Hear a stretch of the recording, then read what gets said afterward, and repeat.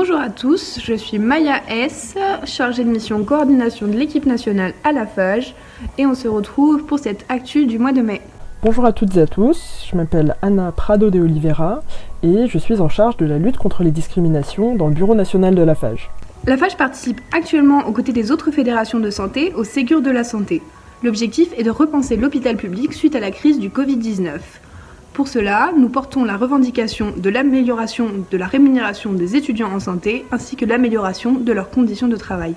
Aujourd'hui, la FAGE participe au lancement du projet Il est temps, une grande enquête participative menée par Arte. Et il est notre devoir de citoyen de répondre à cette enquête qui vise à mieux comprendre ce que nous attendons du monde de demain après cette épidémie de Covid-19.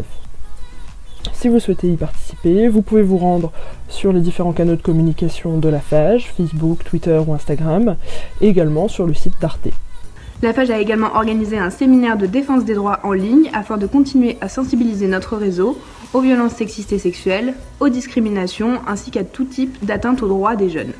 La FAGE continue à se mobiliser contre la précarité étudiante, via un plaidoyer auprès des instances d'une part, mais également à travers des actions sur les territoires. En ce qui concerne les plaidoyers, nous avons fait voter les 12 mois de bourse lors du dernier conseil d'administration du CNUS, le Conseil national des œuvres universitaires et scolaires, et nous continuons à porter nos revendications auprès des parlementaires à travers les fédérations de territoire.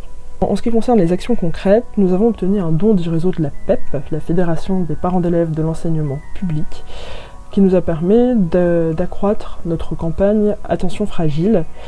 Et nos associations et fédérations continuent également à distribuer des paniers repas. Au total, ce sont plus de 15 000 paniers qui ont été distribués pendant le confinement et cela continue. Si jamais vous rencontrez des difficultés dans cette période compliquée et autrement, vous pouvez nous contacter à travers l'adresse mesdroits@fage.org et nous ferons en sorte de vous orienter via une fédération de territoire ou de filière qui pourra vous aider. Nous préparons actuellement la rentrée universitaire de septembre afin d'intégrer les élus étudiants aux décisions qui seront prises et à l'organisation de celles-ci. La FAGE a continué à s'impliquer pour la société en se mobilisant auprès du pacte de pouvoir de vivre. Nous continuons à porter les 15 mesures pour une société de demain. Notamment, nous demandons l'accès au RSA aux 18-25 ans et des mesures efficaces de transition écologique. La FAGE a également lancé sa campagne SOS Parcoursup afin de venir en aide aux lycéens et aux jeunes qui rencontreraient des problèmes avec la plateforme ou dans leur orientation. Dernièrement, nous nous sommes mobilisés en hommage à George Floyd et toutes les victimes de racisme à travers le monde.